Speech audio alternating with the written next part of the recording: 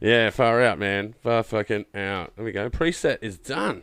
Fuck yeah. Rock and roll. We're ready to go. I think we are, actually. Yeah. We're already going. Yeah. It's already happened. I've got to pour a beer, though. Yeah, fair. Yeah. Fucking no, man, shit. I just can't fucking take my eyes off like whatever magazine is there. Like, I thought it was a comic at first because I've There we go. gotten back into comics and Oh, yeah? yeah, I was just saying, oh, thanks. Yeah, so the journey here today. So you guys are in a band together, yeah? Yes. What's the name of the band? Cultists. With an S at the end, yes. Cultists with an S. Yeah, there's another band called Cultists, so we don't want to get mixed up with that. Oh, dude, sometimes when you name a band and you go, I love this name and it suits what we're doing, it fits in with how we feel, yada, yada, yada. You got like 4 or 5 dudes who got to agree on it as well, which is another fucking landmine fucking thing you got to get through. And then you name your band and you go and look it up online and someone else has got the name. And you're like, fuck. Yeah, when I was in Mendoza, there was 3 other bands called Mendoza, but they weren't heavy metal bands. They were like from South America and shit, man. Yeah. Yeah, singing like, covers of Hotel California, Yeah. No, it's definitely one of the harder parts of like making a band is just naming it because it's like every name's been taken already. So yeah, you can get pretty abstract with it. I just dropped my coaster. Yeah, that's the problem. They look good, but their functionality is a bit lacking. I thought I Because they get sucked onto it. They suck onto it and stick onto it. I thought I could have like avoided. I thought it would be like a subtle like. Well, there's something wrong with your mic there, man. I know why. Try talking now. Hello. Oh, yeah, that's a Oh, bit there it is. Yeah, Whoa. I thought there was some mic placement stuff going on here. It's a levels issue. Yeah. Yeah, now we're in the game. Now we're in the game. Now it feels like it's mixed and mastered. Yeah, that's it, yeah, on the fly.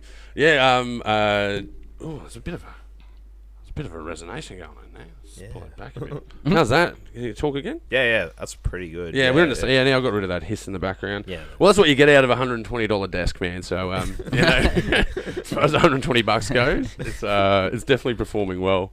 But yeah, no, naming bands. I don't know. I think I've been in 2 bands that I think were named before we went on stage. Like literally, within an hour of going on stage, that's when we named a band. That was Leaving Metropolis when I was in a band in Queensland. Big shout out to Dylan, awesome drummer. Oh shit. And Alpha Degenerate, that was the other one. Yeah. Named before we went on stage because it's always hard to do your first gig, right? Yeah. When you're launching, you just got to get on a bill. And, And you've been practicing for ages, and you're like, okay, so we've got a set, I'm ready to fucking do it. Hold on, did you have a set when you named the band, or was it after you had the set? No, we had another name, but we decided to change it for whatever reason. I think it was another band called that. It was actually a Latin word. It was called Caetus. I can't remember what it was.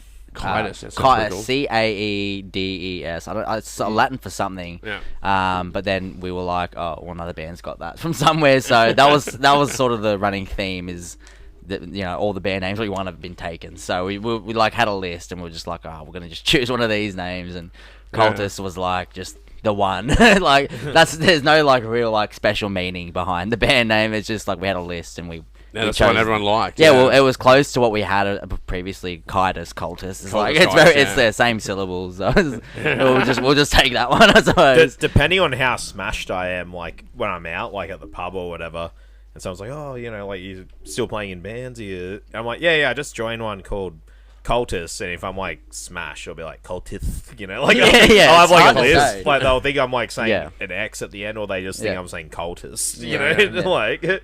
So when I'm like really sober, like I can say it, and there's no confusion, sort of thing. Well, that was the problem with me being Alpha Degenerate, right? So it sounds like Ellen DeGeneres. So I was like, what band are you in? Oh, I'm in Ellen DeGeneres. They're like, what? You're in Ellen DeGeneres? No, Alpha Degenerate, man. It's and then we started calling it AD, which is an ad. So yeah.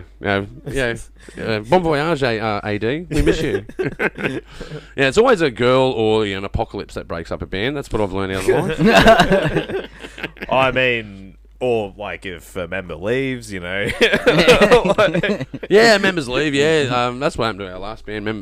Drummer left, and then sort of folded in. Just saying, you can do 2 at the same time. Like you can. You have to choose one or the other. You can do both at the same time. Well, it's good after a while of being a musician, man. You can you can do that. You can be a bit of a hired gun, you know. Like if you've been doing vocals or drums or guitar, whatever, you can find yourself in other bands. Multiple times I've been in bands. The other dudes have been in other bands. It's pretty polyamorous in that sense, I guess. It'd be weird if they didn't, man. You know, you want to be able to express yourself differently, you know. Yeah. I love doing guest spots on a band. That's always been my favourite, is doing a guest spot. Like where the coolest one I did was for a rapper. I had to do some metal. That's fucking that's mad. Yeah, well, I didn't know how to get my head around it, you know. Because don't get me wrong, I don't mind rap, don't mind other genres, you know, yada yada. I'm not one of those die-hard metal guys that's like only nothing but metal, right? Like I listen to everything. Yeah. Metal. I think it's important. Like if you listen to everything, or even just a nice healthy range of different music, like even if you're writing metal, like you're not thinking so much about only that genre. You got like fucking you got different inspirations, man. Yeah. You know, like and you can transfer it over, like you know, because I like doing karaoke and I do Otis Redding, right? You know, sitting by the dock of the bay, and then you go, well, I'm going to give that a metal version, you know, you know, sitting by the dock of the bay, you know. And rap isn't like too far away from metal too. Like it's sort of, you know, it's always they're related in a way. You know, they are very much related. Yeah. It's like new metal, like, you know, I mean, fucking when you know, Limp Bizkit and like all that shit in the 90s, like even Korn dabbled in it a little bit, you know what I mean? Well, like, and its roots as well, like, you know, if you look at rap and metal, they come from a place of rebellion. Yeah. It's about being they're very anti-establishment, you know. Yeah, it's like fuck the man sort of thing. Yeah, it's against authority. There really is. And I think that's why I think it's hilarious. And that's like why punk can also fit in there as well, you know what I mean? It's like always been against, you know. Yeah, it's against like the establishment, man. Yeah. You know, and that's where those roots have brought out, you know, a different genre, but they come from the same place. I watched this film called, I think it was Dolomite. It was Eddie Murphy. And is it like old Eddie Murphy? Nah, it's a new movie. It's a new it was on one. Netflix, and it opened my eyes to this crazy idea. They talk about in that film about this dude who was he was a black comedian, and he was doing these rhymes at these venues, and they say that he's the roots of rap, because rap starts out with rhymes, right? Yeah. You got to bust rhymes, and this guy was busting rhymes in a comical sense, and like it was in a, especially in the day, like you know, you couldn't say fuck in public, right? So like they would raunchy and racy rhymes that he would do, and he acquired that from listening to bums on the street. He would go and drink with them and record them, and then take samples of that, and then expand on them, and then rewrite them, and do it as a performance. And that's supposed to be the foundations of rap. So it really comes from that's sort of, I guess it's one of those things that it comes from the streets, right? Yeah. Same with punk. Punk is very much from the streets. Who was the first person to swear on a song? I wonder. But like, when I mean swear, like I'm not talking about slurs. I mean like a fuck. Like, you can. Who said the first fuck in a song? Well, I've heard ones like from old records, you know, like from the day, you know, 40s, 20s, this sort of thing. So they said fuck in the 40s. Yeah, man. There was underground records that you could get. There was this lady who would sing about fucking. Talking about being a lady of the night, you know. That's my next record. I'm gonna buy whatever. Oh, you can check. I should look it up, but because like, you know, like that could obviously happen now. Like someone could remake that record, but in the 20s or 40s, it's like fuck. Like not playing it on the radio though. Like you could go to jail for it, maybe. You know, like dude, if it's the 20s or the 30s. Fuck. In most recent history, man, look at NWA, man. They got arrested at shows. Oh yeah, like. You know, the cops are just being like, no, you can't. Well, the FBI has gone after metal. Like they were saying that it's devil worshipping, and it's going to be the downfall of society. And they came out with remember the exploitive content stickers they put on parental guide. Yeah. And what they did, it kind of worked the other direction, right? Like because now you see that on the album, you're like, well, I'll buy it. Yeah, work towards it. Yeah. So that's just how ignorant it is. It's like, metalheads devil worshippers? Maybe some of them are.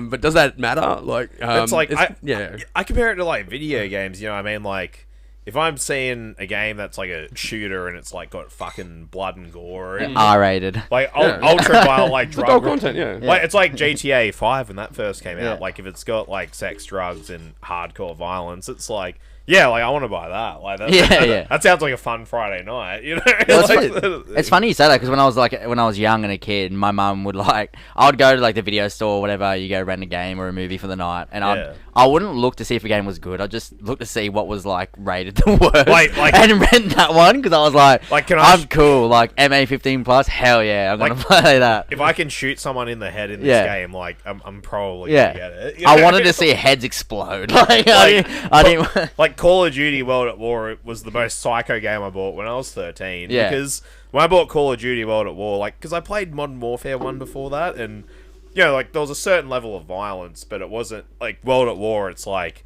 you got the flamethrower, and you're on Omaha Beach, and, like, you're seeing legs blow open and stuff, and like, you can actually be in the gun of, like, these planes and just mow people down, and it's just like, oh, I played that when I was like 12 or 13. And but it's like the same music. Like, I'm not actually identifying with it. I'm just, it's like Die Art's first EP. You know what I mean? I know. I always think about those games, though. You know, like look at it from the the computer's point of view. All the computer knows is that there's this floating gun just going around massacring everything. It's just confused. Yeah, and it warps into different guns. You know, there's no body. It's just a floating gun going around, just fucking massacring everything. But it's like, if you're an NPC, you'd be like, "That's fucking horrific." yeah, like, say if like you're in the cyber world and you're playing GTA and you're just like the pedestrian on there, and you're seeing someone like just like cars just come out of nowhere, just machine gunning people down, like.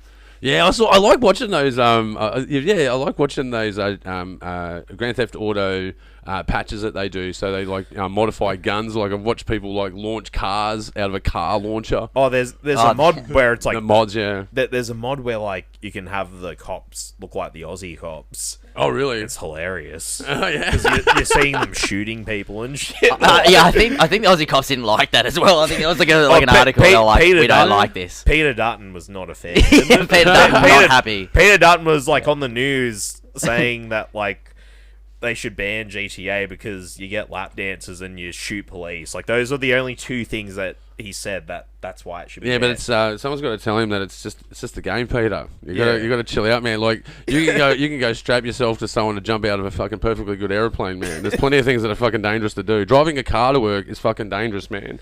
Playing games isn't that fucking dangerous, man. I use a table saw like 5 days a week, some occasionally 6. Yeah, that's fucking dangerous. You know, you got to ban those. but it's like as a guitar and a bass player, you know, like my fingers are like like my legs could be chopped off and I could still be in the band and still do the shows. Like yeah, I could still. We got prosthetic robot legs nowadays. Yeah, I can see as like an Oscar Pistorius, you know, guitar player, you know. yeah. Head banging on like kangaroo bionic legs. Yeah. But like, if it was like Darth Vader, like robot legs, or Darth Maul robot legs, it's kind of like, yeah, well, like I'm superior now, you know. But if you lose your fingers, like you're fucked for at least a couple of decades until they get the technology where they can give you. Yeah, you gotta hope. It's like wasn't it the dude that lost the tip of his fingers? One of the grandfathers of metal. I can't remember who it was. Might have been Zeppelin. Might have been. No, it was Black Sabbath. Wasn't it one of the players out of Black Sabbath? They used to glue. That's where Drop D came from. That's psycho. I didn't even know that. Yeah, I'm gonna check that out, man. Yeah, I think Drop D, like the roots of metal, are actually from someone who lost their fingertips. That's metal as fuck. Because they couldn't play normal standard chords, so they had to do a Drop D chord. And Drop D is accessible to everything, really, for metal. Yeah. It's like a good for like I never like started with Drop D. Like the first tuning I think I did was just the classic E standard, but people that start with Drop D like that find guitar too challenging, you know, like it would like open them up to be like, oh, you know, like I can play some opens and shit, you know, like yeah, there it is. I think it's John Doland, wow. a classical guitarist and lyricist English. Oh no, that's Renaissance. That's what I'm talking about. Heavy metal, man. That's a heavy metal dude. So that's who did the Drop D, but this is the guy that adapted it because of his fingers. Drop D tuning. Fuck, it's like the Oppenheimer. I want you. She's so heavy in this is brackets. Like, this is the Oppenheimer of metal. You know, like imagine if some cunt didn't like lose their fingers, and that metal would have been like reinvent. Like as far as guitars goes, like people would have started like in. Yeah, it's Black Sabbath. So the guitarist from Black Sabbath, man, he's the guy that started doing it. He used to glue fucking, what do you call them? Toothpaste lids and put rubber on Jesus. them. And he would melt rubber to them and he'd melt them to his fingers, man, and fucking play drop D. Like, it's Imagine fucking if he hardcore, man. imagine if he just like welded something to his fingers. Like that's like the first person who gets the bionicle fingers when they just weld like fingers to them. It's like fucking Lady Deathstrike from X-Men, just you know, like. Now, so what do you guys do in the band, man? What are you guys up to? Like, you sing or you? Yeah, I'm the You're the vocalist? I play the microphone. You play the microphone. Yeah, I play the microphone. That's my instrument of choice. The instrument is inside me. Yeah, because I can't play any other instruments, so I play the microphone. Yeah. I do the bass. I'm fucking only new to the band, but they're sick cunts and knew them for a little bit, and I just enjoyed hanging out with them. And now you're across to there. yeah, and I fucking help a little bit on guitar, like writing wise. Like they just dropped like a mad EP, and Where can we hear the EP? Is it on Spotty? Everywhere that you Everywhere. can listen to anything. yeah, it's on Spotty. Fucking, it's on YouTube, like Apple Music. Apple Music. Yeah. Fucking the next show we're playing, you know. When's the next show you're playing? Where's the next show happening? We've got a couple in August, and then there's a couple big ones coming up in September.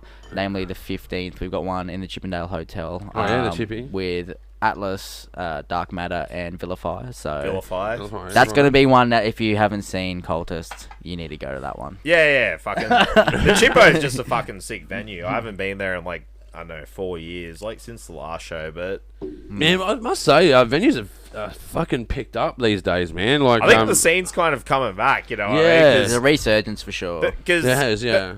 there was like a period in like 2018, 2017 where like, you know, some shows would be really good, but then you play some shows and it's just your mates and a couple of punters. Yeah, that's it. Yeah. But like the last few I've done, I've been like, oh fuck, everyone's like kind of turned up. It's you know, like. Yeah, you got a house to play to. Yeah. Like, There's actually an audience. It's an audience to play to. Yeah. because like AMPM, there was like fucking 400 people that came to that. Yeah. Like I've seen AMPM when it's had like 30 people, and Yeah. I was just like, holy shit, there's so many people. Well, even stages have gotten better, I think. Like, I've gone into some venues, and even the stages are better from when I was playing like a few years ago. Because I haven't played in like 3 years on a stage. There's been a couple. The Hamilton Station Hotel, like in Newcastle, is one of them where they've just like reconstructed the whole stage setup, and it's so good now. Oh, yeah. There's a few Have places they? like that. Yeah, there's a few places where they've just completely redone it, and it's like way better now. So. That's why I'm kind of like, because Tattersalls Hotel, like they're starting to get fucking mad shows there. Well, I have through the years. Oh, That's horrible. Look at that. That's terrible. so much head. That's that's like 7. That's a fucking 7 head. It's a 7 head.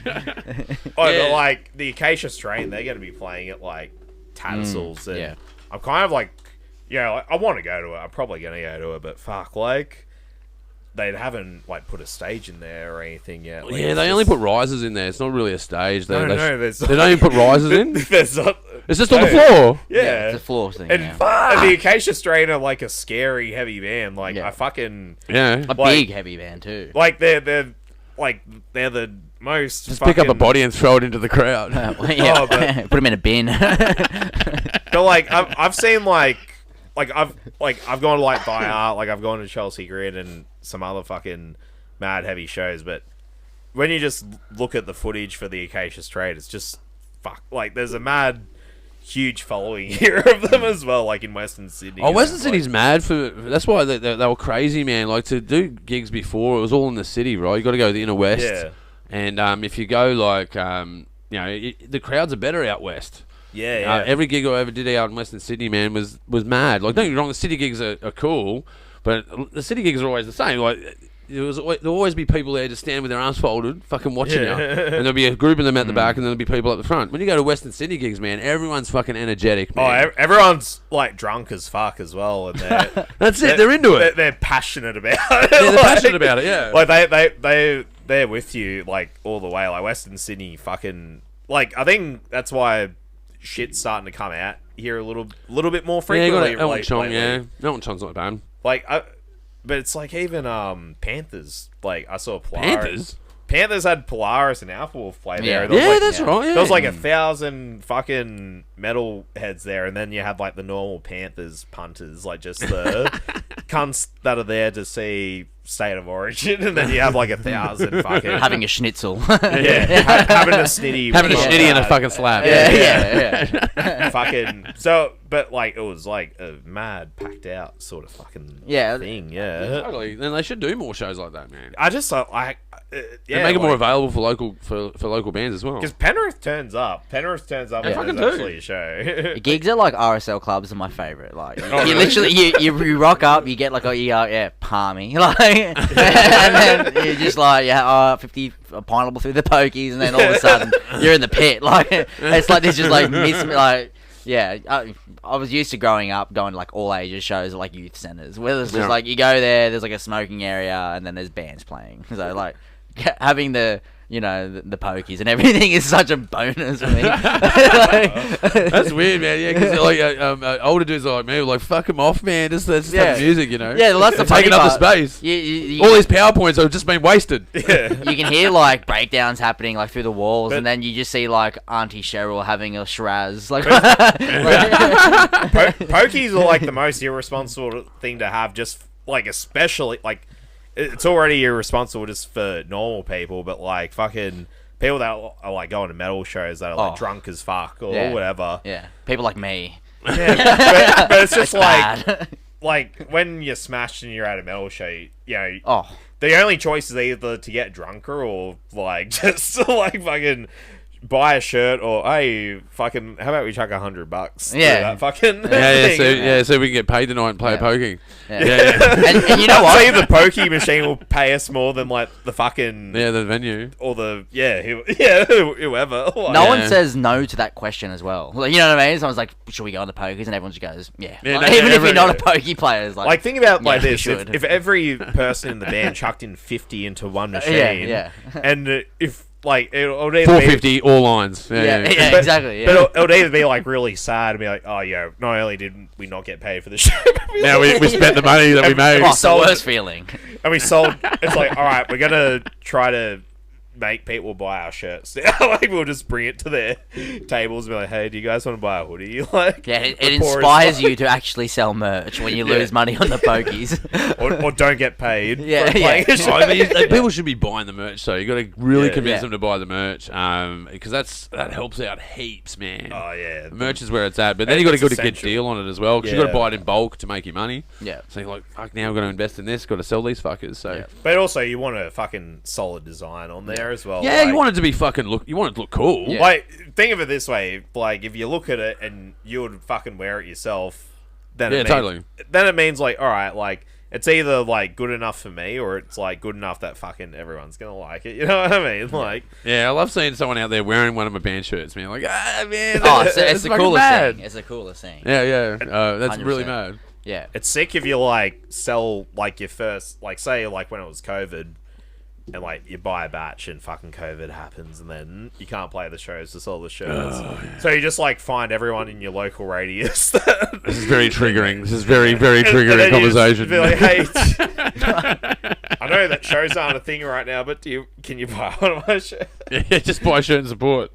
Yeah. Oh, I bought shit tons of merch during COVID though because I was like, oh, this is like. At least I get a fucking new band shirt, you know, like. Well, we're still selling CDs, man, just for selling the artwork mainly. Sell the CD and sell the artwork.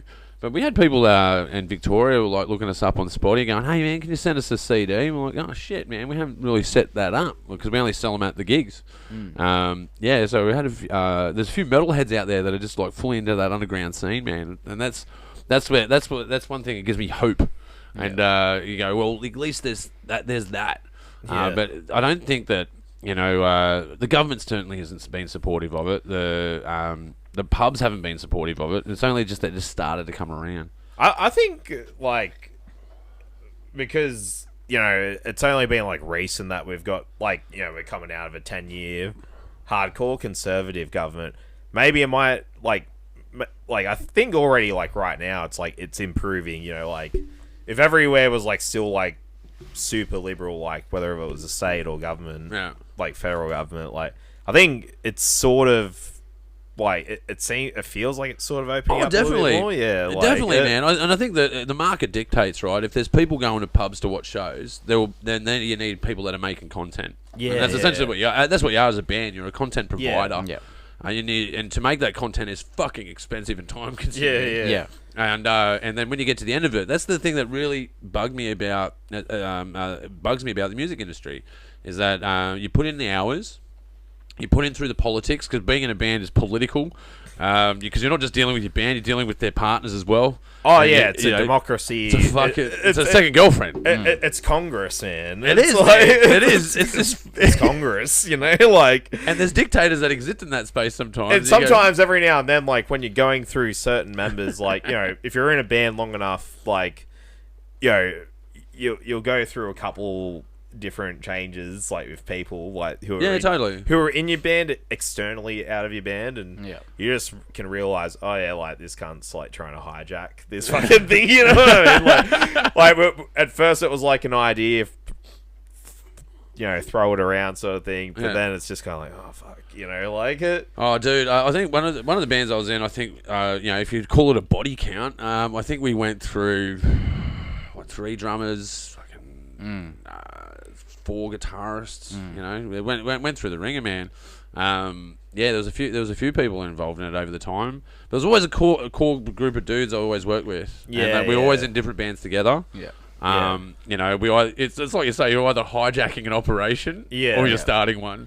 But especially if you're looking for a drummer, because they're in such high demand. It's like if you want a drummer that's actually got chops, good at what they do, then you're probably going to want someone with experience. You know what I mean? Like, someone who can, communicate. And that's what like making music's about, man. It's about communication. You got to be able to communicate musically. Because music is language, man. And a genre is the dialects, if you like. It's the specific language. And then there's where language grows and where language dies, and then there's everything in between.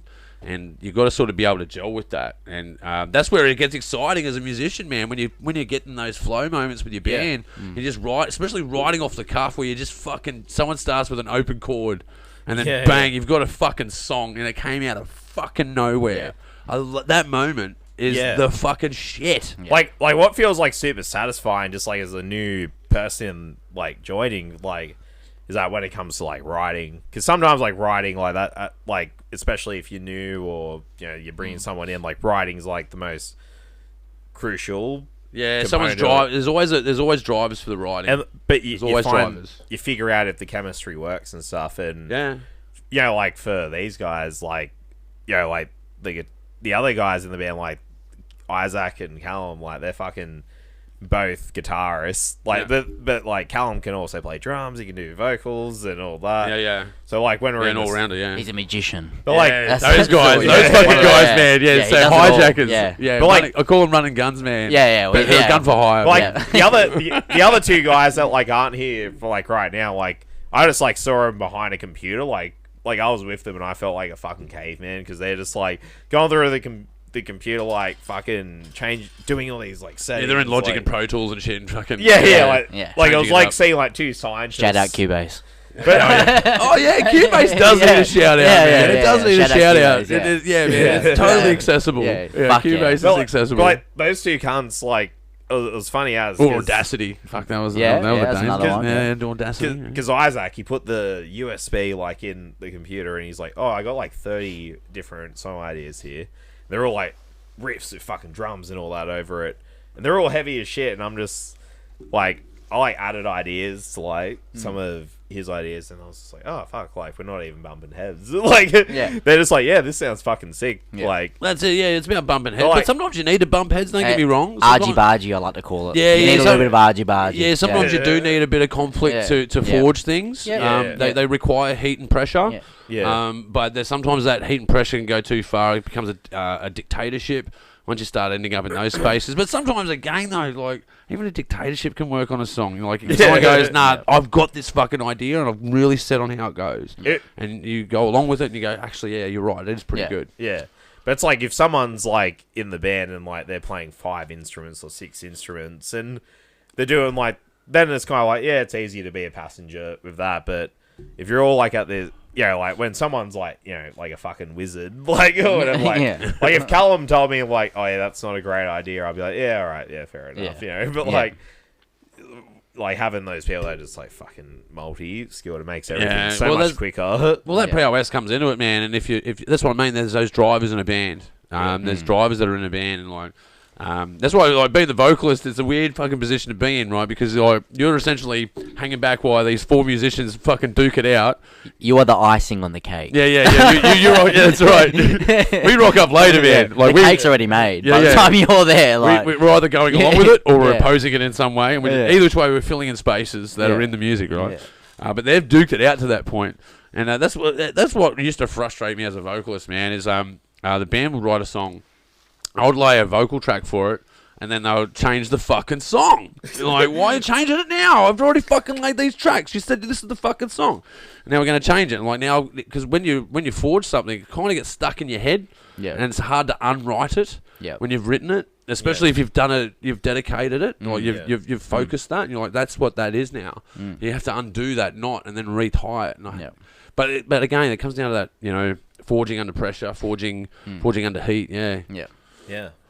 Yeah. Some of the best stuff that we've made, I feel like, has been it has had that argy-bargy as well. Like, Argy-bargy. If it's songwriting, argy-bargy is just a fun way to put it. Like, it sort of lightens the mood when you go, oh yeah, we had a little argy-bargy, instead of saying we fucking hate each other. You know what I mean? Like it's just a little bit fucking Barney, man. Major Barney it's about a little this bit song. lighter. So, but I feel like if you have two open-minded individuals, But it's good to be just fucking straight up, like, with your band members as well. So like when we did the last show and Callum kind of had to do drums last minute, like he's the guitar player in the band, but the drummer couldn't make it, so Callum had to step in and learn. That's fucking mad that you can do that. Oh yeah, so he's a wizard. That's pretty mad. That's crazy. But it was like still stressful at his end because he had such a short amount of time to sort of prepare for it. Like, even though we did do that prac, and stuff, but... Yeah, get reacquainted. But, get acquainted with it. Callum was, focusing, on the guitars, and then he just fucking did the drums, But I just remember, when we were on the stage, and fucking... I don't know, there was an issue with the in-ears. Yeah. Because, I kind of emphasized, I was like, oh, look, if we're down one guitar, I think making sure that we have those, backing tracks, Just can't... fucking my beer is just It's a 5-head. it's like a mushroom cloud. Yeah, So It's a fucking Oppenheimer. That's what that is. Castle Bravo. We had to do it before someone else did. Yeah. Look, I know. Thank you. Yeah. But so my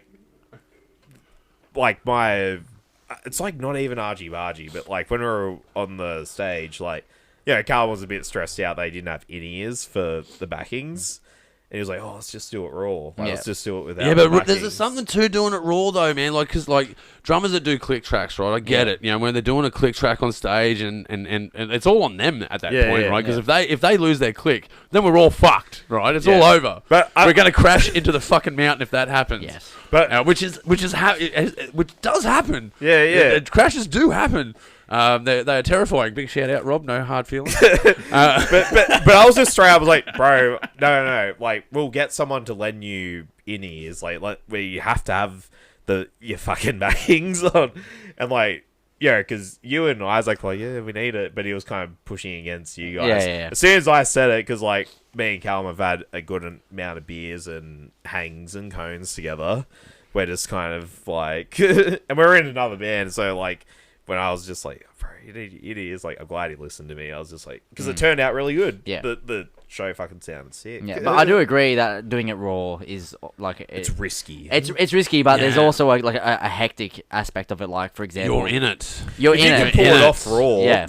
Because when you get mathematical on it, don't get me wrong, it sounds great, and the performance, it's more for the audience, right? If you're being selfless, then you're doing in-ears, then you're doing click tracks. Yeah. If you're being selfish, you're like, fuck it, let's just raw this, man, and just do it. Yeah. And then those moments, especially setting a drummer free, man, setting a drummer free off a click track, man, is great. Yeah. Because then you've got those extra fills that wouldn't have happened. You've got those extra moments that wouldn't have happened. Yeah. You've got that risk and that... It's kind of like, skating or surfing or anything that has nature involved in it. You where can it could go improvise wrong. a little bit as well. You feel it out a lot. You got to surf it, yeah. And you can improvise a little bit as well. because like you don't have the track, you can fucking make. Yeah, but let's face it, most of us fake improv though. Like anything that's improv on a stage, like that's really good. I've always faked it, really. Like, we're just selling shirts, man. I think because like a lot of our songs and a lot of like the style of music we do is like breakdowns, and it's beneficial because like you can have like a hectic breakdown, but like you'll slow the tempo down, like to the breakdown of the breakdown, emphasize it a little bit more. Let's break that down again. Yeah. You should suss out the new single, fucking The Final Sin. Because Blake Kirby, cool fucking name, man. But Blake Kirby, he's been on this mad podcast. Yeah. Blake's mad, man. So he features on this song. Yeah. He's actually on the song as well. Dude, I was watching some of his stuff online recently, man. He got chops, man. He's a good band. Mad as bloke. Yeah, man. It's fucking it's great to see. Like, but again, like there's so much fucking talent in Western Sydney, man, and there's so much content that guys are making, that gals are making. That there's not enough space to show it, and there's fear. This fear of, well, no. See, for me, I think that me being optimistic, I think it's about fear. If I'm being pessimistic, I'm like, well, it's about industry, like because I don't have fucking control of it, and that's why I go, well, we can't milk something we don't have control of, and that's where there's people like us go, well, fucking set that shit free, man. Let's just let people pick what they like. If you go and play a show and you know that you're in the metal, you go, I don't know who. And there's some of the best shows I've ever been to where you get given a flyer on the street and you go, oh yeah, Friday night, fuck it, I'll be there. This is why I like. You rock up and you see mad bands. Yeah, and like, I think flyers, just in general, like. There's just got to be like a certain standard, I reckon, with flyers, because like when it was like the old days, like the 90s, like fucking if someone's putting a flyer, like wrapping it around like a telegraph pole or whatever, it would be doing a post. Yeah, but it was like the old fashioned way of doing a post, but like flyers then, like it had standard. It was just like, we need artwork and all this, but now some cunts are like fucking AI generating it, or they're like they think that they can do it themselves, and it's mid as fuck. Like you want like good fucking flyers so you can attract. Well, that's the other thing, man. Like, yeah, that's the other thing. Like the being a band people is not accept just it. Like people like take the mid tier like shit, and then it's like, yeah, we'll use that and fuck. But it's like get a fucking sick flyer. Get the cool shit. Yeah, well that's like, it. Like the band is not just about music, man. It's an apparatus of art, man. So there's more things going on other than the music. There's you're marketing the band, right? And that marketing requires images, sound bites, interviews, fucking, anything that you can do to leverage your band in an artistic way in a public space is an art in itself, yeah? Yeah. And then you've got the aspects of doing the music itself, so rehearsals, recording, and then mastering, editing, writing, man. It's like it's a suite of art, man. It's not just one thing. It's a suite of things. Oh yeah, like because when it comes to like band life, you got like the writing aspect, you got the rehearsing aspect, you got the music video bit, you got the videography comes into it, man. Recording, photography, like pre-proing, like there's like a whole fucking tree of different things, and totally, and like then you got the merch side, then you got the artwork side, and then you got that's it, and it's all going to be representative. The social media side, like it's like you got to try to like fucking operate like 20 switches at once, That's why I recommend people, if you're artistic in any way, man, like get into a band, whatever genre, right? Get into a band. You'll learn so much, man, about yourself. You'll learn about people. You'll learn about how to take risks and being an artist. You'll learn, which is a valuable lesson. Like, it's a major lesson to learn is how to do that. It's like when it like is successful, like when you play that fucking hectic show. And, when it wins, and like it feels like like I can remember this forever. You know what I mean? Yeah.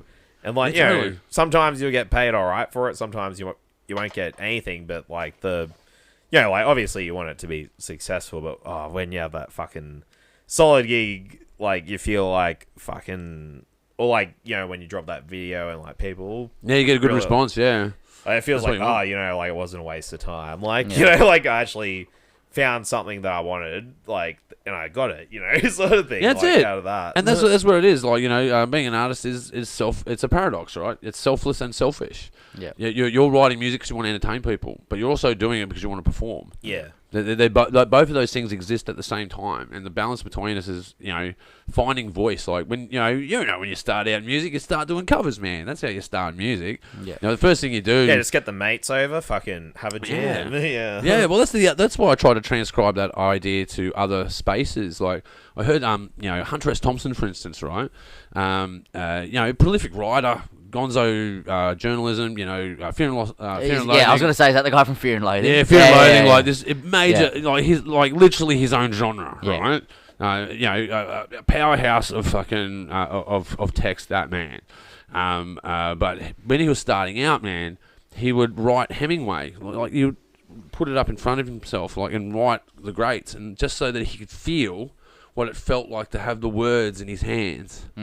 And you go, that's an interesting concept, because you think about that, like when you start out in music, you don't just start writing your own songs, you do someone else's song. And then you go join a band, and then your influences from the bands that you listen to are still in you. Yeah. And after a while, that sort of fades off, right? And then it's you. Yeah. It's your voice. Your own flavour. It's your own devices. Yeah, it's your own instrument. Yeah. And that's what I say to, especially like a joke I have is like, what do you call a dude that hangs around a bunch of musicians? It's a vocalist, right? I always say that joke to Ain't that Army. the fucking truth? Oh, but you can fit it. You can fit that joke anyway. You can go, what do you call a guy that hangs around a bunch of musicians? You go, a drummer. You can fit that. You can fit it any way you want. But I always use the vocalist side of the joke because I don't know, especially doing heavy metal, they go, you just scream, man. You're just a screamer. You just scream into a microphone. How hard can it be? We'll do it then. Well, give it a shot, man. Have a crack. Yeah, have a crack me. at it. Show me how much energy you can get out in a minute. Yeah. Show me and see how you feel at the end of it. Do an hour set doing it. Yeah, man. Yeah. Do a 4 hour Yeah. practice in Yeah. situ to do that hour set. Yeah, exactly. Do you want to suss out fucking? You should chuck on the Final Sin. It's fucking. Yeah, I'll chuck it on. Yeah. But I was just saying as well, for vocalists, the instrument is in you, man. Yeah. The instrument, my guitar is inside me. Well, his vocals is a big chunk where I was fucking really attracted to joining because thanks, man. because this. Oh, that's very nice. Because That's very sweet, Dad. no, but seriously, because Heartfelt moments on the Pagey train. because I listened to the most recent shit before you dropped it, and I was like, fucking hell, the quality of this is insane, because I already knew what they sounded like before, but the new shit, I was just like, oh fuck, this is if I didn't What's the name of the song? The Final Sin. Final Sin. Yeah. Shout out Macca for bringing the best out of me. By the way, he's our producer. Likewise. And it's cultists with C. Yeah, cultists with an S. Cult. It's like that. Is that right? Cultists. Yeah, that's what I had. That's what I had. Did you? Oh, I can't really see. I can't see it either. Now, Yeah. I'm a bit fucking drunk, man. Jesus. no, you typed it right. I did? Ah, I did? Yeah. All right, You'll I'll find go with that and see what happens. yeah. We'll just hit end to see what happens. Yeah, and just That's it, yeah? I like how it. what? There's actually Doom. there's a Doom. I swear to Christ, it wasn't me What the playing. I swear, I You didn't. got it on YouTube? Yeah, it's on your chuck thing, chuck yeah, a T yeah. before the S, real quick. You know what's really Oh, weird? yeah, there it is, yeah. What's really weird is that I have There played. might be just too many T's. Too many T's. I've got Cold that's, tits. that's cold tits. Cold Tits. Is that the name of the band? Cold Tits. Okay, all right, got it. C Cold U tits is C-U-L-T-T-S. L T I S T S. Hey, we Yeah. got- Yeah, that's what I did. Final Sin. Final Sin. Yeah, this should try- come up. Surely. Try that one. Try that. Hey, Hey, there we go. Hey, we're all over it. So look, I fucking got sent this to learn, but right before I started filling in, and I was just like, whoa. I was just like, Yeah, okay. This is let what me makes just, this- I've got to route it. I haven't routed it yet. There we go. Now we're in. Give some vols, man. There we go. it's fucking, it's Oh, pretty all right. badass. I was like, I became a fan before I joined. I was like, oh fuck. shout out Jack Fontes for this video. Yeah. Man, this looks fucking killer. Dun, dun, dun. Jesus, man. This video is fucking boss. Yeah. It was 40 degrees this day. Oh, dude. Yeah, where's the venue? Where'd you shoot this? Somewhere, it's in Western Sydney somewhere. Yeah, yeah? It looks very holy. That's some Like- mad church. Look, man, how did you get in the church? They're normally We like... told them that it was a rock song. Yeah, I was about to say, like... There was a preschool right next door and a cop station next door too. It's not a safe place for a church to be next to a preschool. Yeah. Just saying. Like, look, we saw what happened with George Pell, you know. Like, Oh, Jesus. Yeah. took it a little bit too dark. Too dark. Too dark, man. That pew I'm sitting on, I'm pretty sure I broke it, and it's like 100 years old. Oh, Jesus, don't say that. No, Man, this is fucking mad. Yeah, so obviously, like... That sounds fucking mad. I saw this vid before they released it when I was, like, learning their shit, and I'm just like, oh my god, I'm well keen to play this live. AM/PM was the first time this was played live. Who shot this? Is it Kirby shoot this? No, not Kirby. Jack Fontes. He's Fontes. It's Kirby's Fontes, about yeah. to... Kirby is about to hop in on Here he vocals, is. though. Oh, okay, Here so he he's in it. Yeah, Oh, that's gotcha, him yeah, right yeah. there. Yeah, it's Kirby. Like it. Tough. Fucking mad, bro. It's fucking... Man, this video is killer. When did you Yeah. make this? This is this year? Yeah, so I think it was February. We made Yeah, right, this. Yeah, made by June Labs. Check him out on Facebook. Man, Yeah, beautifully produced, man. This is mad. the guy who made this video he's not only one of the nicest people I've ever met, but he's also just a weapon behind the lens. Yeah. Oh, clearly. It's like fucking film. Yeah, June quality. Labs. Dude, man, that's so cinematic. Yeah, it's like cinematic, man, straight up. Like just the font and Yeah. the fucking artwork is. It was like midsummer, like 40-degree heat, Yeah. dying in there. But like, Oh man, yeah, you guys should be proud of that. Thank you. That's some flagship stuff, man. I'll be pushing that everywhere. yeah, thank you. Yeah. Man, hey, make sure you go check these guys out. While we're at it, man, go and give them a like on. Come to Mosh Pit Bar. Yeah, Mosh Pit Bar. Yeah, Chippo. yeah. Come to the Chippo as The well. Chippo, yeah. Yeah, come to the fucking Chippo, mate. Come Yeah. Come to Chippo. It's dog friendly, so bring your dog. Is the Chippo dog friendly? I didn't know that either. Is it? It was 4 years ago, but like they had like a. All right, I gotta look this up. We can't have like actually just bring your dog. Doesn't matter if you get it's fine. Bring the poodle. You know what? Like the day that like, because I know that like putting cats on harnesses and taking the cats out for a walk, like That's a bit weird. look, I've done it like Does it work? Does it work? It's not like a dog. Like Yeah. I tried it 3 times because my mum like loves the fuck out of my cat, and so I was just Yeah, like, but you do have a pretty fucking cool cat. oh yeah, Yeah. he's a mad Your bloke. cat is famous on this podcast. It's been talked about many times. I like the cat too. Shout out to Randy. Yeah. Randy, mate. Randy's mad. Yeah, Randy's Shout out mad. Randy. But it was like so funny. I took him out on the harness, just walked him around the house, and you just kind of follow him. You follow him with the harness, and fucking dad and daughter walk past. Daughter is like, oh, fucking cat on a leash. That's so cute. The dad's like, I've never seen that before ever in my life. Like, but like when there's cat friendly fucking heavy shows happening, like. I guess, like, it might not be the best thing for him. Well, are you talking about taking cats to heavy metal shows? That's what I'm hearing too. That's what I'm hearing. That's what I'm hearing. Is that where we're going? I don't- yeah. Cat-friendly metal shows. I've never put that on a flyer. Oh, yeah, but I just realised, though, like, it's not going to work that well because, like, their ears, like, they'll go deaf. Well, Explode. clearly, then you sell earmuffs with your brand on it, man. Yeah. You just Cat earmuffs. Cat Yeah. earmuffs. Cultists. Cat Cultists. earmuffs. Yeah. Cat earmuffs. Yeah. It's like you're missing out on a business opportunity here. Think of the dollars. I'll start a GoFundMe. Yeah, go Patreon. Cat-friendly metal shows. Man, I was watching this. I've got to stop watching short videos on fucking the internet like everyone super, else. dude. super addictive. Oh, Super addictive. Very addictive. They call it doom scrolling. I think. Yeah. Doom scroll. Oh, I doom scroll regularly. Well, now I'm doing educational doom scrolls and educational doom scrolls and doom scrolling. Yep. And then there's like then there's like all the AI stuff that's out there now, which is pretty cool. And then there's all the sexual content that's out there, which has always been pretty cool. It just goes on. Oh well, Shout out porn. Yeah. Well, tits have always sold, but it turns out outrage sells more than tits. So that's incredible, really. Wow. No. Outrage, like, fucking is, like, supreme right now. You know what I mean? Like, It's the opiate, man. Outrage is the opiate. Like, you go, Yeah, like... there you go. There's a band name. Outrage is the opiate. Yeah. Like... Song name. Like album name. Like, years ago, like, I'd be into, like, all the fucking nerd theory, like, Star Wars theory videos and shit What do like you mean? that. You're still into that shit? Oh, like, I'm into, like, theories of, like, the lore and shit, but now some of my fucking favorite YouTubers, like, they're just, like, they're mad all the time, you know, like, or it's like... outrage, yeah. It's rage bait. They just, like, fucking... It is rage bait, yeah. And I get man. so bored of it, I'm just like, oh... Desensitized, but maybe that's what it is. Maybe that's the design of it. Maybe that's what they want out of us. They want us desensitized. Like, as we were talking about it off air before, like, you know, like shared content between bands, man, like, can be fucking horrendous. Oh, it's very, like, red hot. Like, Yeah, it's fucking red hot. But that's the content available on fucking line, man. Like, there is a spectrum of content that's available. But I've noticed recently though that Facebook is being very sensitive.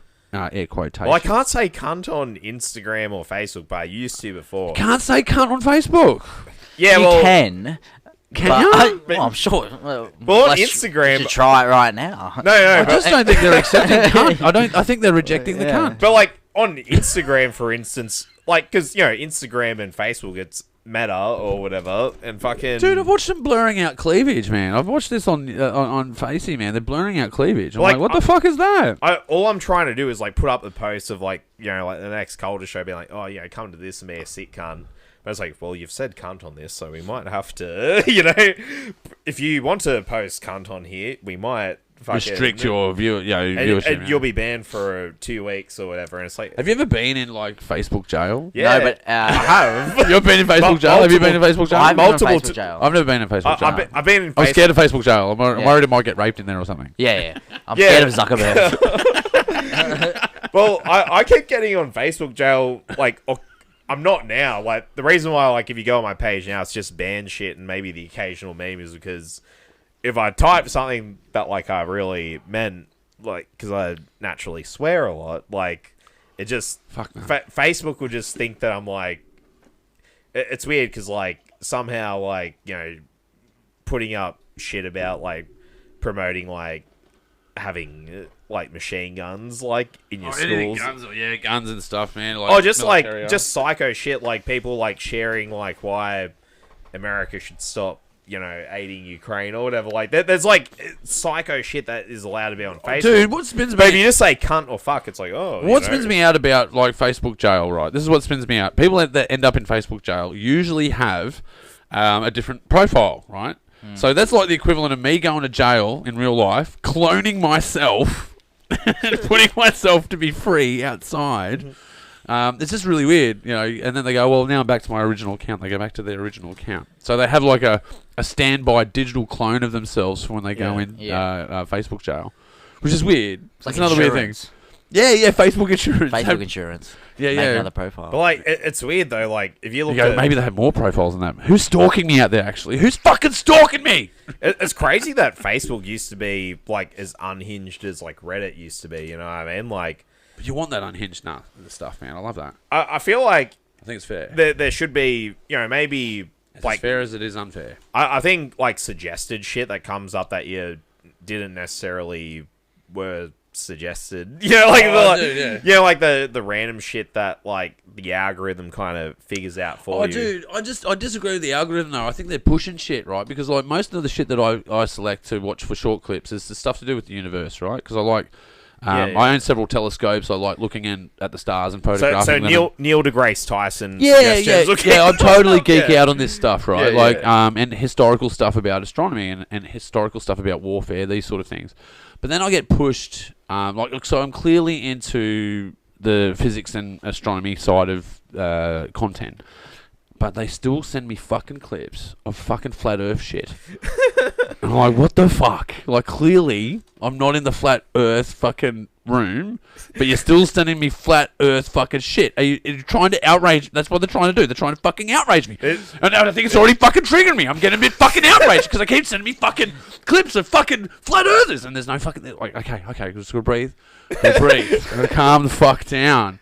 Yeah, no, but they're sending me fucking clips that I don't want to fucking see. Yeah. But you know what's crazy, like with flat Earth, like for ages, like with the flat Earthers, like for, and I feel like it's the same with most people. It's kind of like, look, it's stupid enough that like it's not going to be like a real threat. But then like after a few years, I thought about it and I was like, well, just say if like your mum was a flat Earther or Someone that was like, That's so fucking. Yeah, there you go. Yeah. Fuck you, buddy. Your mum was a flat earther. no, but like, I'm just saying, like, or if your teacher was a flat earther, Jesus. and Your geography teacher's a flat earther. but like, when you're like young enough and like these fucking whack cunts just start, getting very vocal and passionate about like those certain perspectives. You mean like? I guess like hypothetically, you're talking about like, just imagine if like, for instance, a church in the 1600s was saying that we're the center of the universe and the earth is flat, and that's anyone that disputes that, we're going to burn at the stake, sort of shit. Is that what you're talking about? I'm just saying. Sounds fucking familiar. I just think it's slowly coming back. Because that's the fear, right? Because those ridiculous like ideas of like flat Earth and just that tree that I'm just saying a better pour. I'm just saying. Yeah. Thank you. I finally got this going. Can I have a bathroom break? Is that Yeah, is there's that, a is that bathroom all break. good? Yeah. Let's pause. Let's pause. Yeah, We'll come back. Yeah, we'll come back. Yeah, sorry. I'm just going to piss my pants. That's all right. We'll come back. So, hey, guys, we're back from the break. Can't remember what we're talking about. Here we are after a cigarette break and everything we were yabbering on about off air, but here we are in politics. We're gonna go full Fox News right now. Yeah, man. I just think I've lost my train of thought. Going straight into that.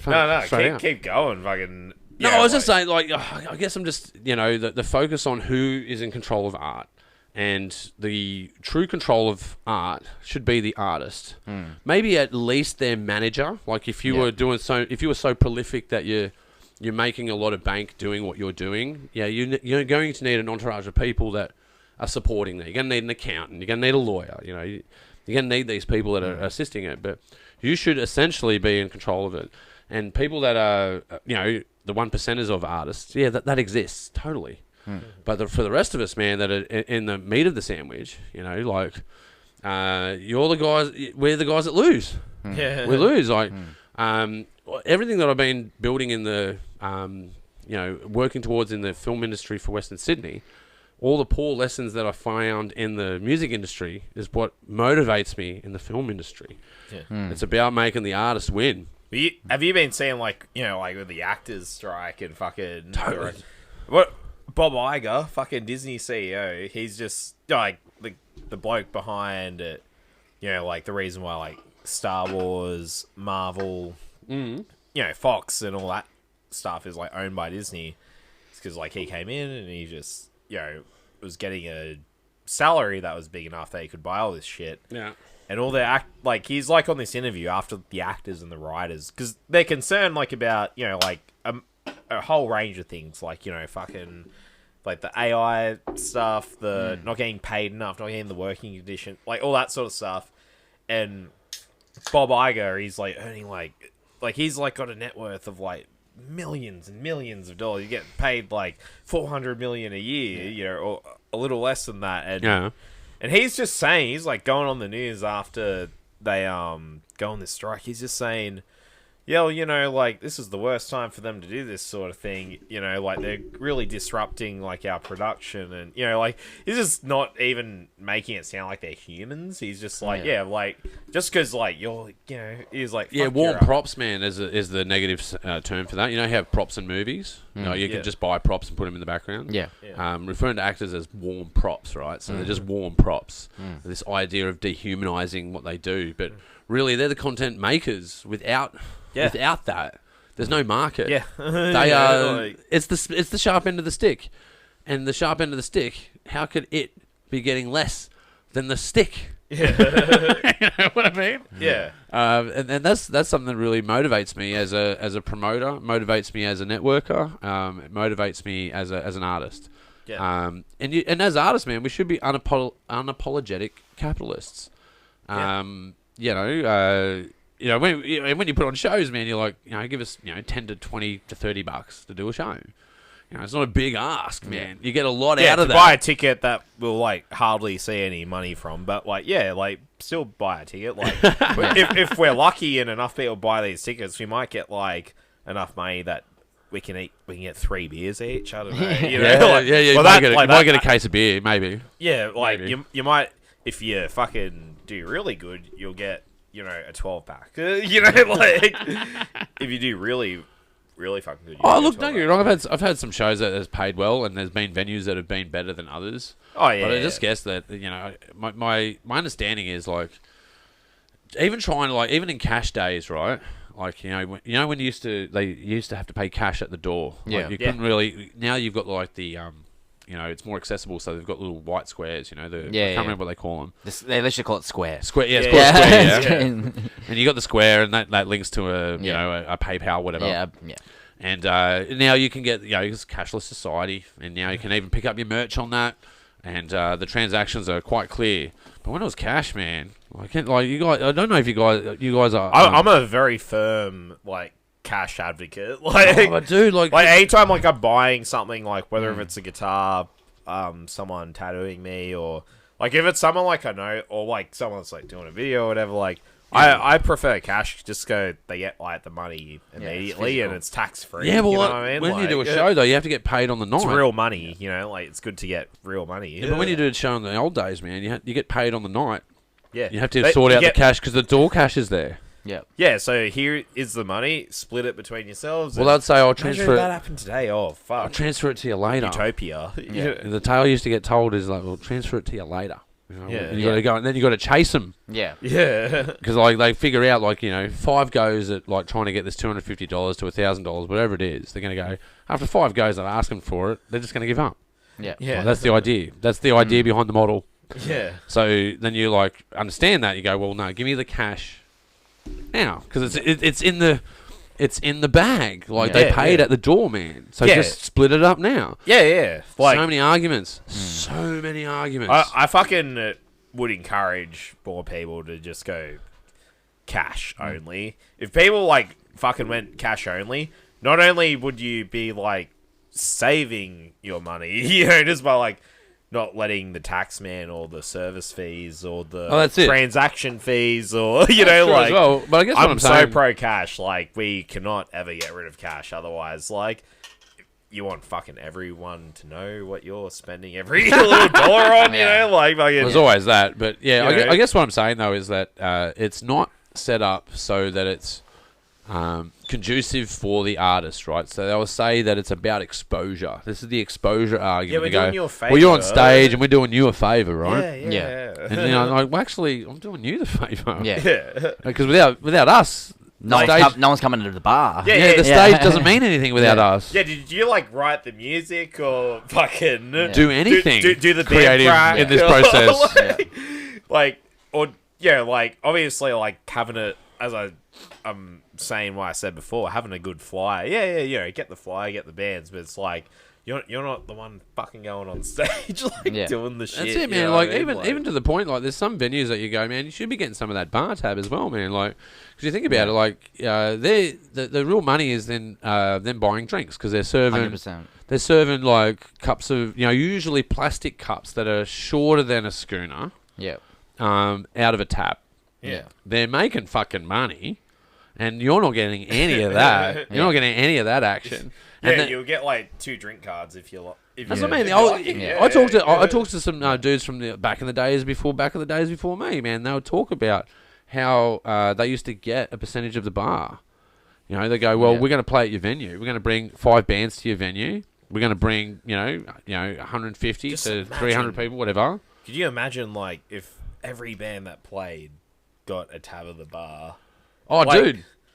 Yeah, but the result of it. Here's the result of it. If everyone got that, that'd be... Think about the music that came out of the 80s and the 90s in Australia. Think about that music, and think about the music that's come out in the last 2 decades. So in the in the 2020s 2000 onwards, and right. So if you think about that, did you know that for the ARIA Awards this year, it's the least amount of entries that we've ever had, and the least amount of success we've ever had as Australia, ever. In the history of the I have a history. One of the things me and Chad were talking about previously at Chad's before we came here was if you look at bands like Parkway Drive, for example, they're probably one of the biggest acts to come out of Australia, in general, recently. Yeah, 1000%. Like when you listen to other pop stars from Australia, I'd say they're in the same league as is Kylie Minogue Australian? I think she is. Let's say Kylie Minogue. I feel like they're on the same league or someone like that, but they don't get the coverage they get from Kylie Minogue. Of course not. So, like, I feel like there are artists coming out of Australia that are massive. It's just the mainstream media and the music industry as a whole in Australia doesn't want a bar of it. They don't want a bar of it because it might be harsh or it might be it was only last year where like Studio 10 that pretend to be like the not fucking hardcore right of like the TV studio.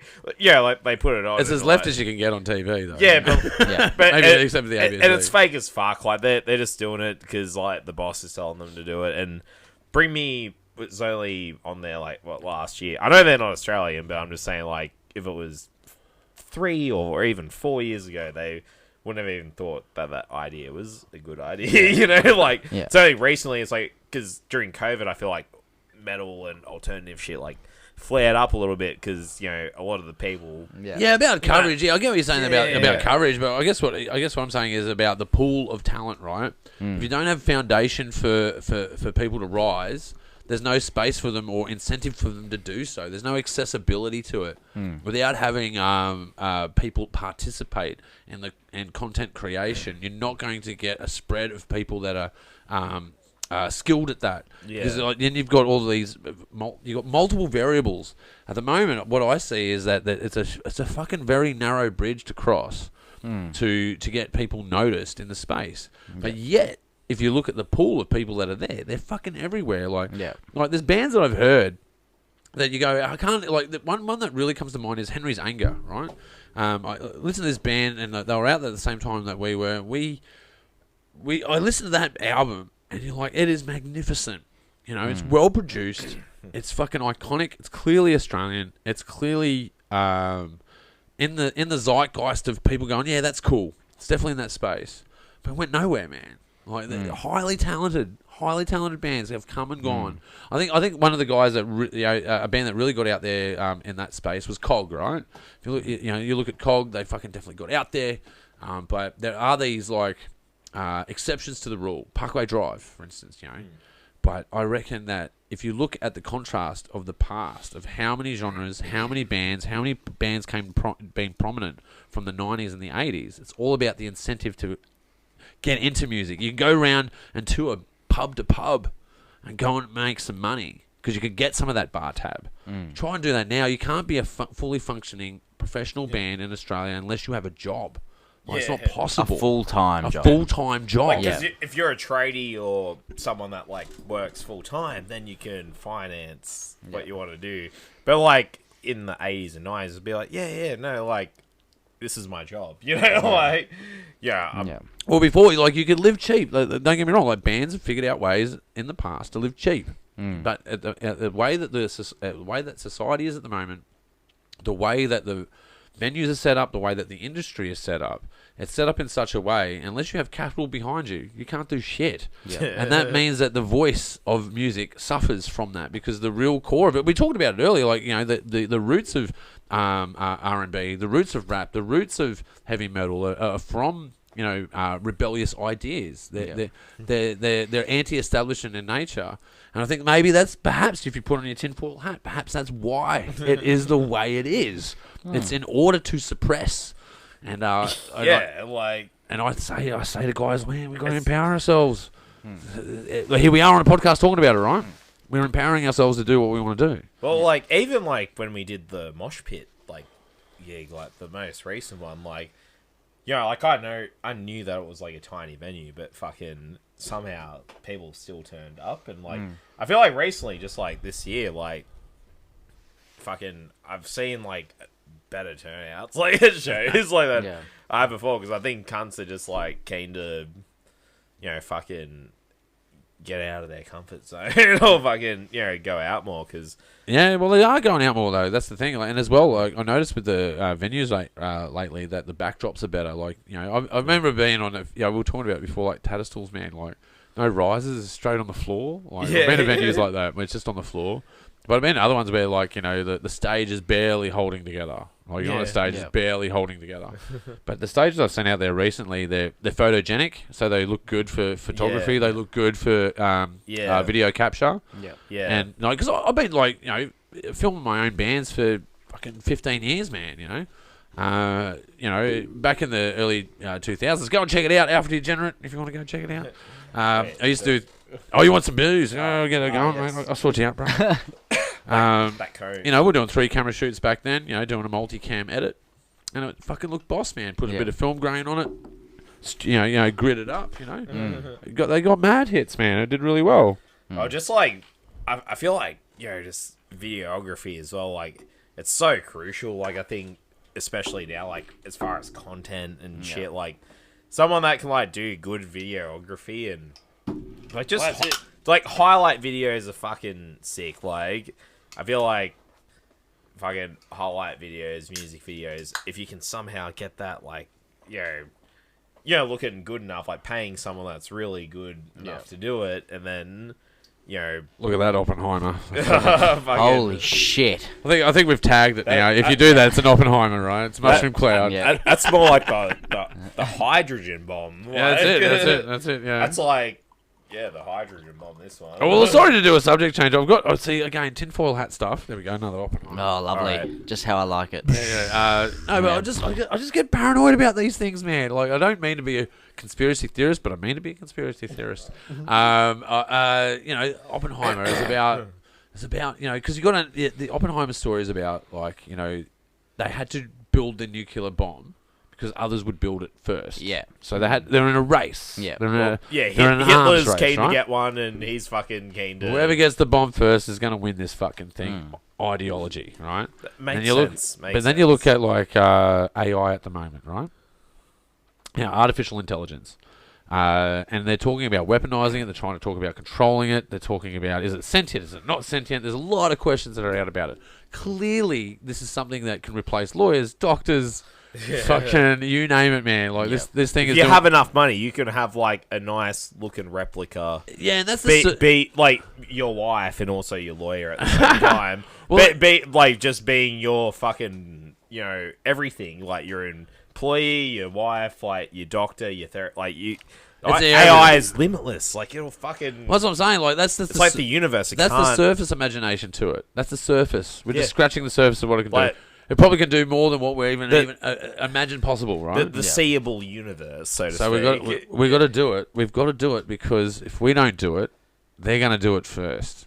That's my point. Yeah. You see what I'm saying? Yeah. Like, and who knows what will happen? Yeah, but it's just strange. Like, because how many the marketing campaign for Oppenheimer has been fucking impressive. Yeah. Like, would you agree? Am I wrong? Like, everyone's seen these ads. Yeah. Like, as soon as you hear the Geiger counter, you know it's it straight away. They've got these social cues, bang, bang, bang. Yeah. Go and see this fucking movie. See this fucking movie. Barbie. They got Barbieheimer. Barbenheimer. Barbenheimer, right? But it's like Christopher Nolan, like fucking mad respect for Chris Nolan. Because, totally. Because is this like he's like a legend? But he's like he's not in Warner Brothers right now, so he's doing this like himself. Like is it's that like the case, though? It's independent. Yeah, it's semi. I don't know. I just get paranoid about these things, man. Because you go look at the narrative. Okay, like for instance, even talking about Nolan, right? Yeah. Look at Batman itself, right? Let's just analyze Batman for a second. He's a banker. That's a superhero. And he controls all of the financial interest of the city. Yes. But he at night is street.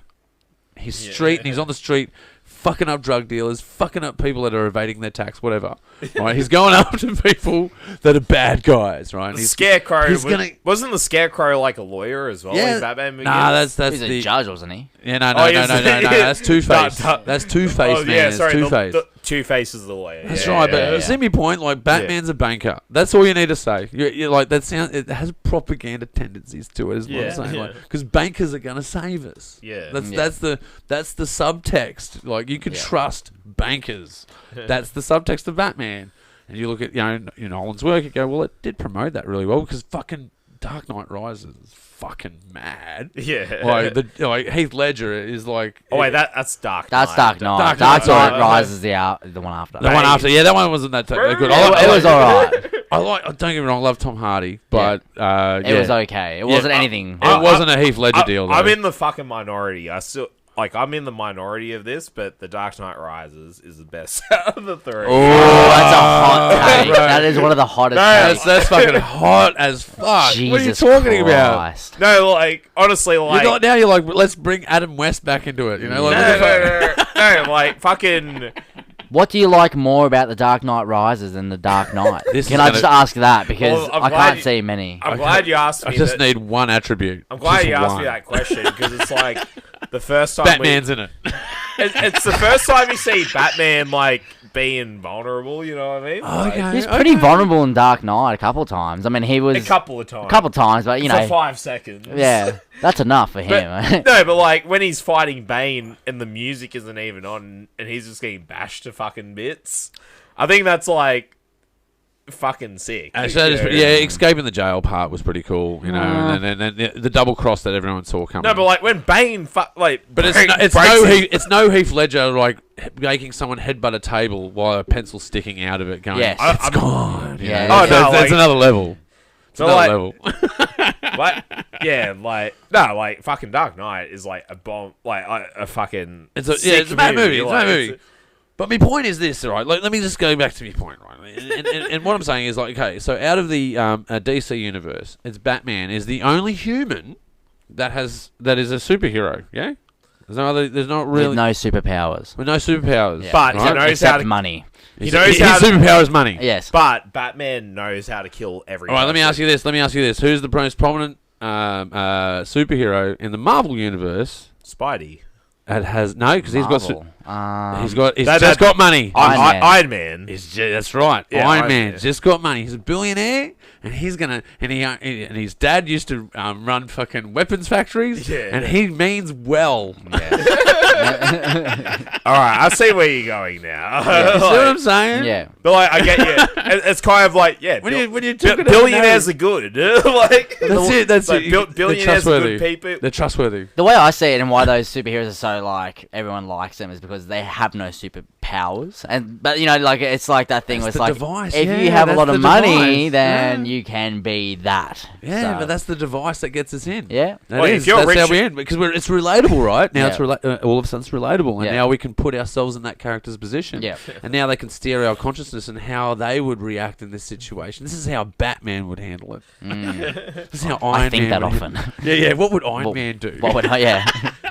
Oi, but let's be fair though. Iron Man did like go like once he escaped that fucking place in the first movie, he did go like, hey, like we should stop, manufacturing guns and shit. Well, that's the other thing. See, you just triggered something else in me, right? Like, so Blade, right? If you look at the filmography, if you will, of super hero films, it started with Blade. New Line Yeah. Cinema.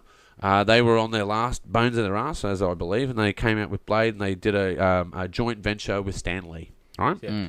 And that Blade was born, and that was the first sort of dark, other than Tim Burton's Batman. Yeah. This was sort of like the more realistic Yeah. 'Cause superhero. It's pre-X-Men. It's gritty, yeah. It's gritty, right? It's not It's like a year before X-Men. yeah, or 2 years it's before outside the fantasy of flamboyant, superhero Like, ideas. It's no gritty. tights. Yeah, it's down. It's a little bit sexualized. It's a little bit street. It's a little bit like down in the trenches sort of deal, right?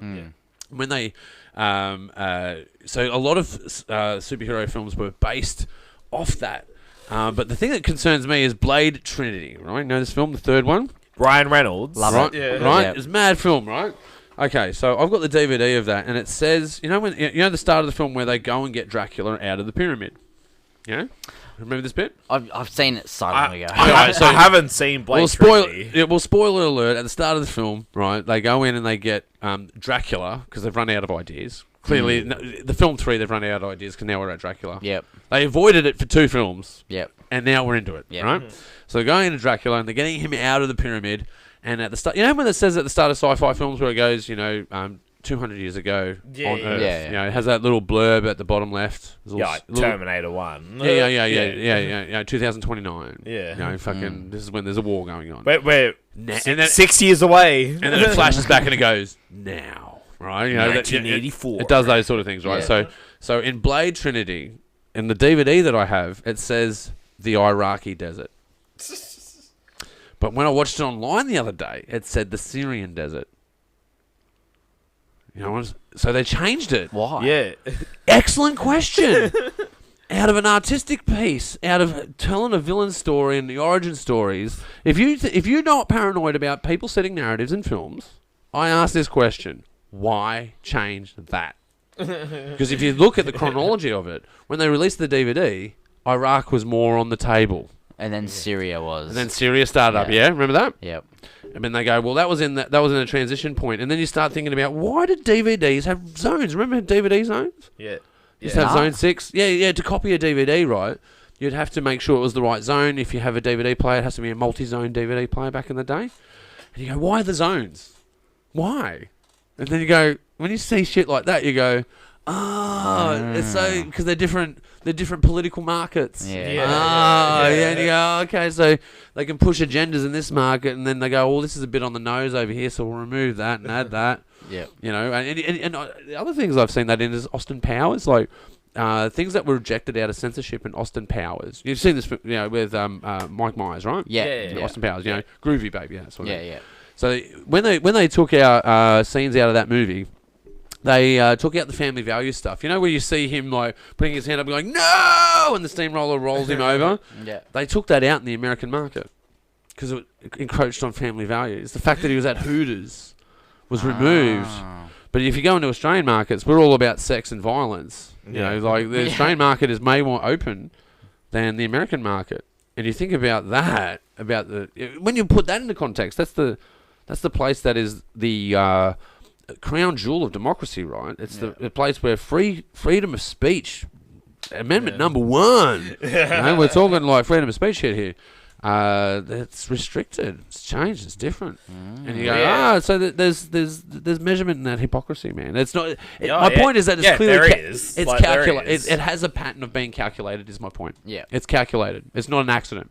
Yeah. Yeah. No, it's very calculated because, like, even, you know, like, let's bring it back like 15 years ago, like the Chaser, right? Oh yeah. Like, This is the limo one where the they go Chasers through. War and everything. Like, I remember, like, very good. They would put up an episode like on ABC, like TV, like at the time, like 15 years ago, and you know, like they would cross like a couple of lines. To me, like on my end, I'd be like, oh, it's funny. Like, I know that they're joking and it's funny, but because it's like with ABC, they were like, well, you're banned for 2 weeks.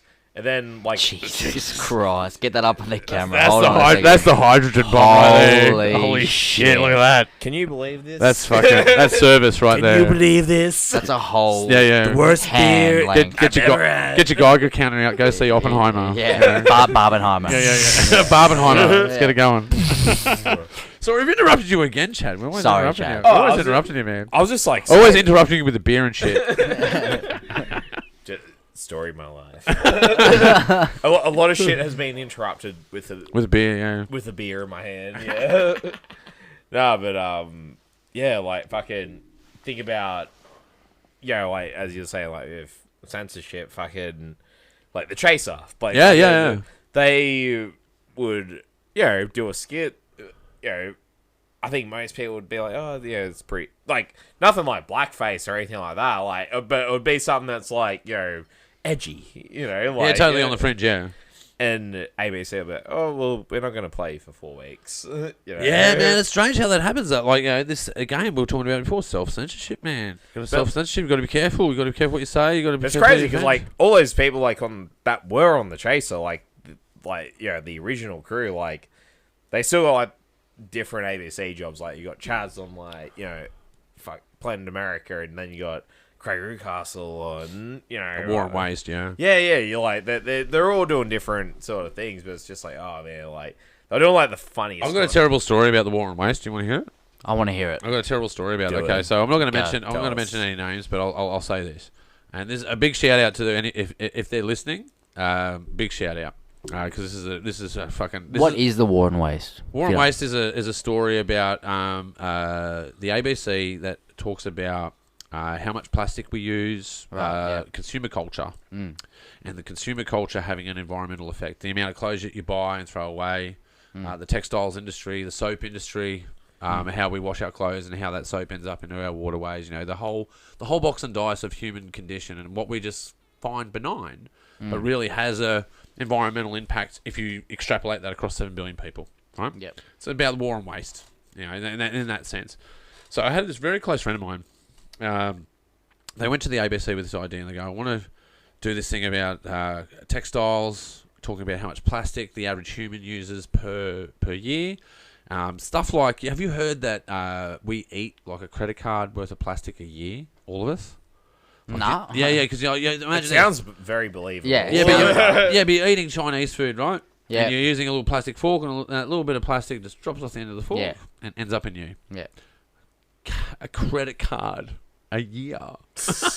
On average, some people, it's more. 2 credit cards. 2 credit cards.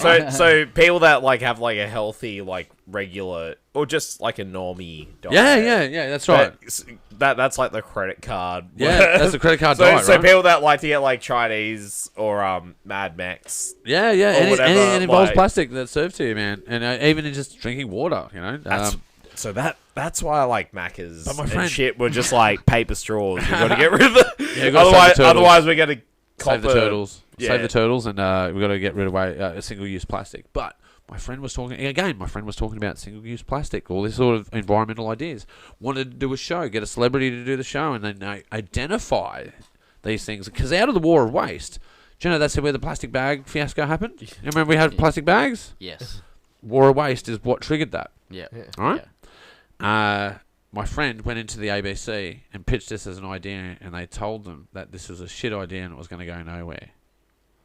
4 months later, War of Waste started. Oh fuck. Yeah, right. And this goes back into what I was talking about before, Yeah. about control of content. Yeah. Yeah. You know, be careful with your babies. Yeah. Be careful with your ideas, because someone will take it off you. Yeah. But it's us as the independent operator. Like, I know I'm serious as a fucking heart attack, by the way. Like, as us as independent operators, man, if we're not singing in bands, if we're not playing in bands, if we're not doing stand-up comedy, if we're not acting in movies, if we're not writing movies, if we're not writing content, if you're not being a YouTube star, whatever the fuck it is, we're not doing that. We're not countering the narrative. And the narrative is a lie. It's a lie. Like you know, a banker is going to save us. A billionaire is going to save us. They have like inflation at the moment, right? If we started printing our own money, we'd go to jail. Yeah, you know. In the government, though, they call it quantitative easing, which is a fancy word for Hopefully, print like money. a fucking SWAT team just doesn't dive through. Oh, dude, it spins me out. Like I can't make. No, but like I agree with like fucking pretty much all that. Like, Oh, dude, but like it's mental though. Like how It is much, mental. like it just like just fucking stealing your ideas. You know, yeah, like you know. it's better if you build around. And ideas. don't Don't steal ideas. Build around ideas. Yeah, no, I'm only speculating about that idea before. I don't know if that's what happened, but that's what my understanding of it is. I speculate about that. Allegedly is what I'm saying. Allegedly. Yeah. My friend went into the ABC and did that. Yeah. That's allegedly. But hearts of hearts, I'm not bullshitting. Yeah? Yeah. You know, that's it. That's the deal, right? Yeah. Allegedly that's what happened. And fuck, man, you're like, you got to be careful. And I think that again is an indicator of what I'm talking about. Is about us having narrative and having story and having because when you write an album, man, it's not one song. An album is a suite of songs that fit together. Yes. Yeah. And they normally find their own trajectory. They find their own narrative, and that's the genesis of art, right? Like you don't know where we're going. Like even as a vocalist, man, I was like, when I write something, when I start writing it, by the end of it, it could be totally fucking different from where I started. Could be 180 on where I started, man. And that's part of that journey. And then when you go and do it, and you go and sing, like my last lyrics I wrote were all about the war, man. It was all about Afghanistan. It was all about returning home. And when I go and sing it, it was an emotional fucking thing, man. Yeah. And the audience was there along with it. Go and check it out online. Mendoza, man, you can go and find the lyrics. Go and check it out.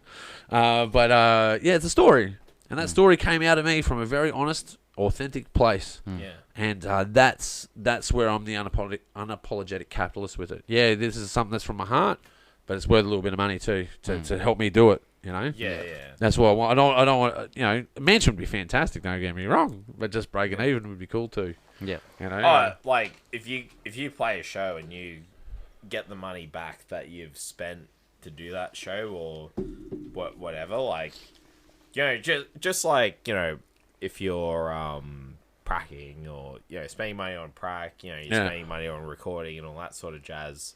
If you can make, like, just half of that back, like, that's a bonus. You know what I totally mean? breaking Like, even, man. Like, in the climate that we are now, like, that's how it feels. Well, Like, sometimes even just the principle of just getting something. Something, Something just physical. in your hand. Just something. Just You know something what to I say, mean? you know Like, what, you're not just, like you were saying before we came here, it's like, good on you. It's a hobby. Well done. Yeah. You can actually like treat it like you are doing something. It's serious, man. This yeah. is serious. This it's is, just kind of like, oh, like, this is expression. oh, This it's is my good. voice. It's good to see you play this show. Like, this is my favor to you coming here. Yeah, Like, why can't it be more like, oh, thanks, cunt, for bringing like 100 people here or 50 people here. Like, I sold a lot of booze. You got a lot of alcoholic friends. Fucking thanks for, buying a shit ton of my booze. Oh, man.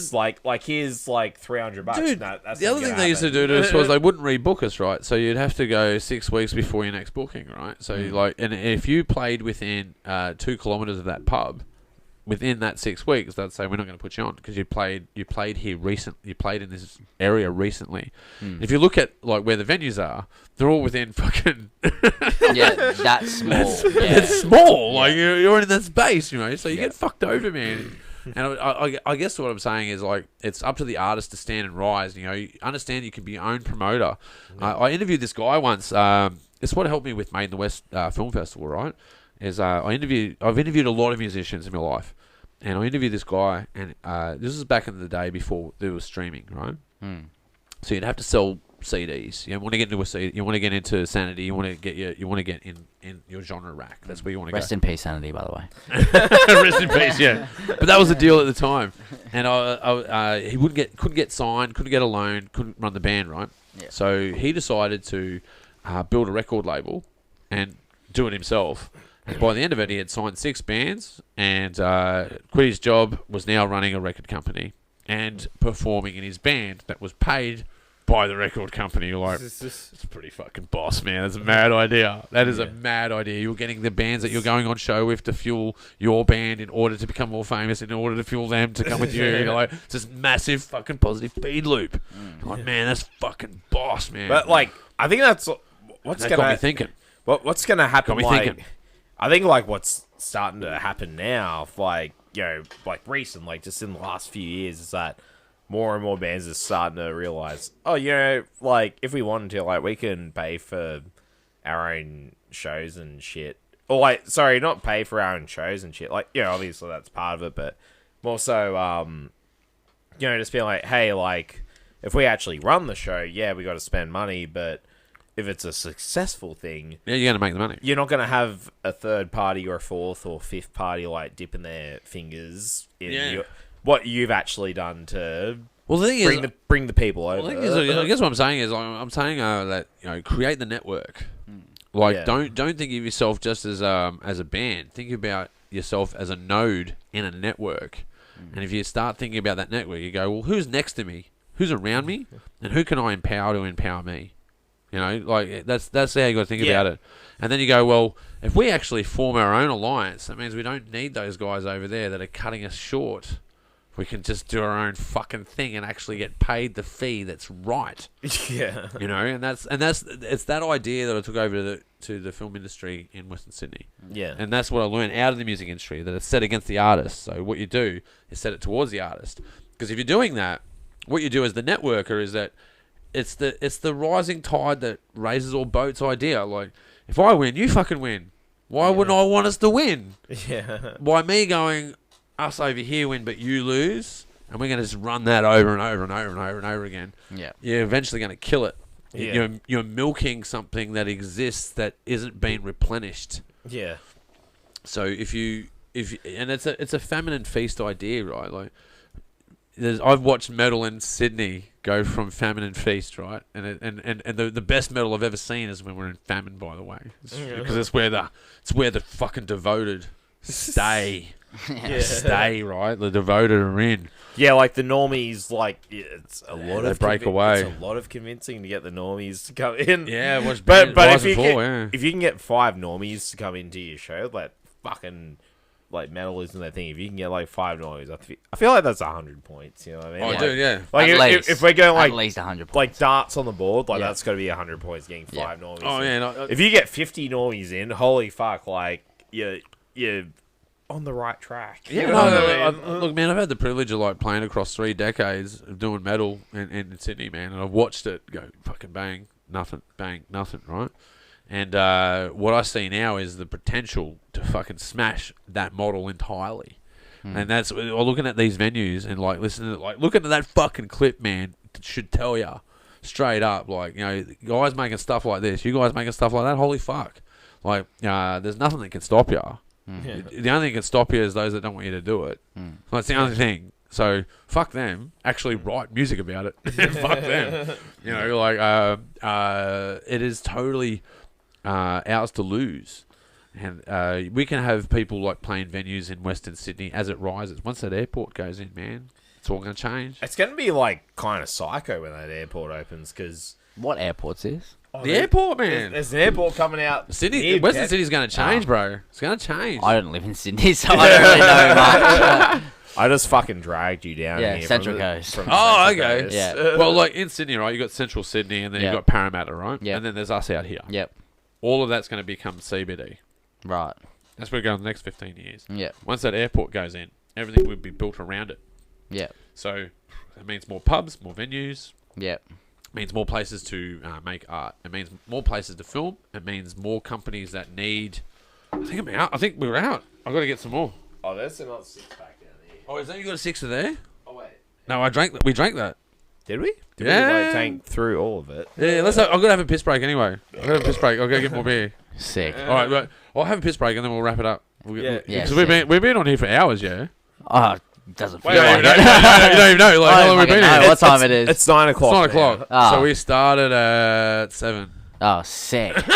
Oi, That's mad. 2 hours is a good time. 2 hours, a good Yeah, time. fuck Yeah, yeah. yeah. We'll do another 20 minutes after we come back. Yeah, Yeah, sick. yeah, Oh, yeah, right, yeah. mad. Veteran Affairs, man. Holy shit. Yeah. At the end of the show, we're on Veteran Affairs, Julian Assange. We're totally going to get fucking shadow banned. It's going to be a shadow ban. 3 people are going to fucking see this now. Like, we've totally fucked this up. The FBI is going to fucking come in. The FBI, yeah, people in balaclavas are going to be dropping through with fucking shotguns. We're fucked. This is fucking over. This is it. It's the end of my viewership. This episode has ruined fucking Christmas. Should we chuck on the new song? Yeah, look, we've got a new song You got a new cooking at the moment. It's my first flavour. Yeah, in the it's song. sort of like Chad's first, addition to the Cultist. Okay. So we're gonna chuck it on, and Well, if I've got it here, I've got to pull that up here. Though. You want me to pull no, it no, up no. here? You're going to play it through here. I'll send you the link. obviously this is not a finished product. Oh, yeah, but- Oh, and no, each- don't do it yet. Don't do it yet. Hold it off, man. Hold off. No, You but sure? like- yeah, no, let's do it because I'm kind of proud of it. I'm Oh, where you sending it to me? Messenger. It's a cool little snippet, like to the future. Yeah, of yeah, the band. you have and to- where yeah, we're going. Okay. yeah, all right. I'm sent it down, to you know. I'm hip. Yeah, like on? look, if you're a fan of Doom, if you're a fan of fucking hectic, brutal video games and breakdowns, All right. this is it. I'm down. I'm down. Here we go. Mustard gassed. Mustard gas. That's what it's called. I'll try Don't and put ask it through. why. If you know, you know.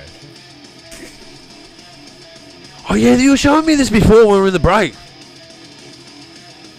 This is the shit. I don't think that's coming through, though, very well across to us. Damn.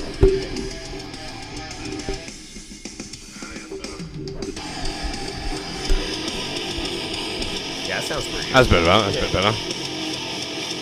This is you here. Yeah, oh, Yeah, it's you. This is Chad's. This is my Give. spill on it. Man, it's been great having you guys on the show tonight, man. I've had an absolute fucking ball. Same. Thank you for Yeah, having same. us. Really appreciate it. Man, look, Always a yeah. pleasure. Oh, dude, like, yeah, you're inspiring, man. I'm glad that, like, that there's dudes like you out there doing this kind of shit, man, because someone's got to, like, hold the flag and Yeah. and fucking do it. And you got to have the balls to do it. You guys got the balls to do it. Just keep going. Yeah. Fucking oath. Fucking oath. Fucking A, man. Fucking oath. Well, I'm trying to get to my new, I'm trying to keep it as clandestine as I can. But, I'm thinking about starting my next band. Thinking Yeah. about it. I've got a few guys in mind.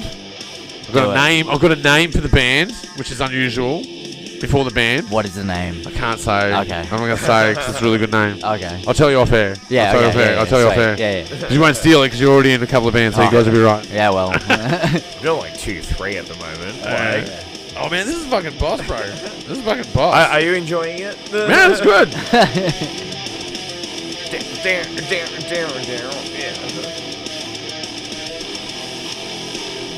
Yeah, break it down.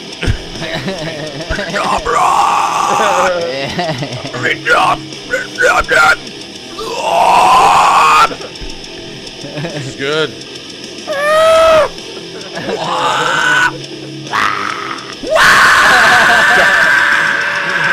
Go away and punch something in.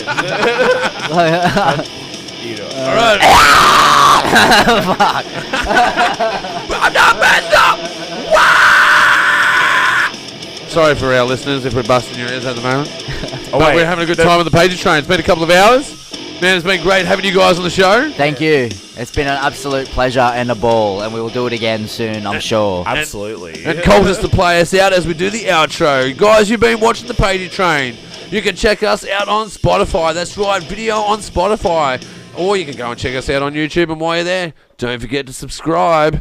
And for your avid listeners, we're out there on Apple iTunes or iHeartRadio. Basically anywhere you can find podcasts. You've been watching the Pagey train, and we'll see you next time.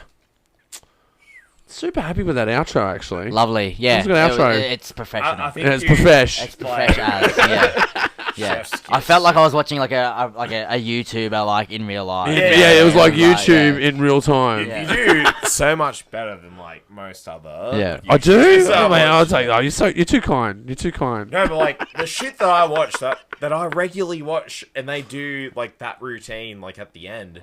I'm just like I watch it, and I'm just like I feel like I'm getting scanned, but you do it, and I'm like. Because subscribe. Yeah, you like, can't look away. It's like, oh, shit. Fuck. In fact, I'm going to tick for notifications. Yeah. This motherfucker is onto it. Yeah, it's like someone's doing the thing. We doing the outro. Yeah, I've got to do this stuff. I've got to do the promo stuff. Yeah. I'm probably going to leave that little bit at the end, actually.